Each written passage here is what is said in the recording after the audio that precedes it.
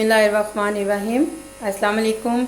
मैं अपने तमाम देखने और सुनने वालों को किंजा फूड लाउंज में खुशामदीद कहती हूँ। मैं उम्मीद करती हूँ आप सब खैरियत से होंगे। अल्लाह ताला आपको सेहत और तंदुरुस्ती अता करे। तो आज मैं आपके साथ दही बड़ों की और फ्रूट चाट में डालने वाली मीठी चटनी की रेसिपी आपके साथ शेयर करने लगी हूँ। इसके लिए मैंने ले ली है 100 ग्राम इमली। इसका मैंने पल्प निकाल लिया सारा। इसे अच्छी तरह स्ट्रेन करके ये मैंने इसमें पानी 2 गिलास डाल के इसे एक बाउल में रख लिया है। साथ मैंने गुड़ लिया है 100 ग्राम।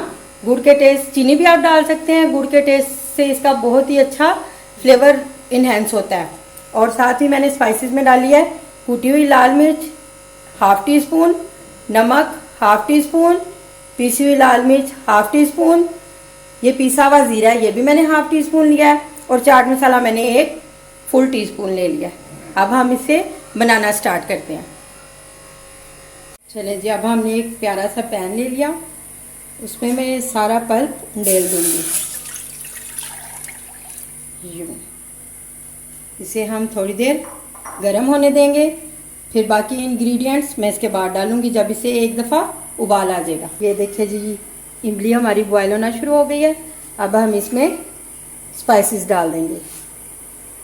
ये देखें, ज़ीरा, कुटी हुई लाल मिर्च, चाट मसाला, नमक, ये सब कुछ मैं इसमें ऐड कर दूंगी। साथ ही मैं इसमें गुड़ डाल दूंगी। चलें जी, आपने भी इसी तरह पीस के डाल देंगे तो ये बड़ी जल्दी मेल्ट हो जाएगा। ये देखें, सारा मैंने गुड़ डाल दिया है।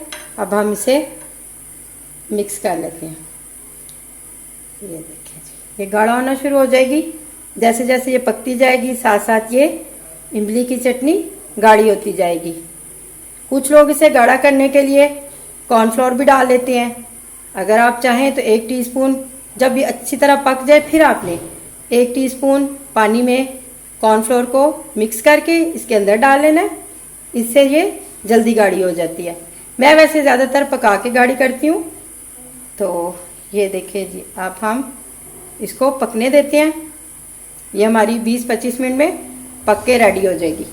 ये देखें जी, इसे पकते हुए 25 मिनट हो गए हैं। अब हम इसे चेक कर लेते हैं। ये देखें, ये कितनी अच्छी गाढ़ी हो गई है। इसकी कंसिस्टेंसी चेक कर लें, ये बहुत ही अच्छी सी गाढ़ी हो गई है। अब हम इसे उतार लेते हैं और इसे डिश आउट कर लेते हैं। इसे आप 1 महीने के लिए स्टोर करके रख सकते हैं फ्रिज में। किसी अच्छे से जार में डालें और इसे 1 महीने के लिए स्टोर कर लें फ्रिज में। जब आपको चाहिए हो इसे थोड़ी देर बाहर निकाल के रखें। जब ये हल्की सी मेल्ट हो जाए इसे निकाल के अपने दही बड़ों पे, अपनी फ्रूट चाट पे डालें। उनका जायका बहुत ही मज़े का हो जाएगा। चलें जी, देखें हमारी इमली की चटनी रेडी हो गई है। हमने इसे डिश आउट कर लिया। अब आप इसकी थिकनेस चेक करें। ये देखें, ये इससे ज़्यादा पतली ना हो, इतनी ही सही लगती है। इसके साथ ही मुझे इजाज़त दें। अल्लाह ताला आपको अपनी ज़ुबान में रखे। अल्लाह हाफिज़।